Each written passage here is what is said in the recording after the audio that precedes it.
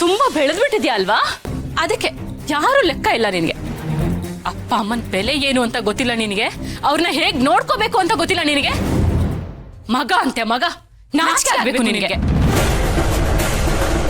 ಯಾವುದು ಇದ್ದ ಹಾಗೆ ಇರಲ್ಲ. ವಯಸ್ಸಿದೆ ಅಂತ ಜಾಸ್ತಿ ಹಾರಾಡ್ಬೇಡ. ನಾಳೆ ದಿನ ನಿನಗೂ ವಯಸ್ಸಾಗತ್ತೆ, ನಿನಗೂ ಮಕ್ಕಳಾಗತ್ತೆ.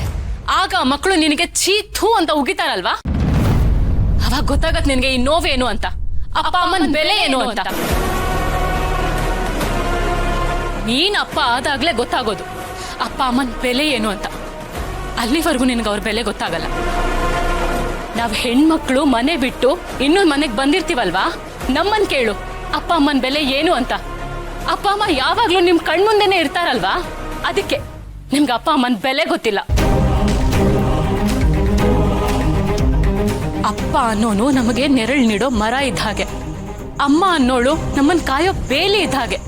ಅವ್ರಿಬ್ರು ಇಲ್ಲ ಅಂದ್ರೆ ನಾವ್ ಯಾರು ಇರ್ತಾನೆ ಇರ್ಲಿಲ್ಲ.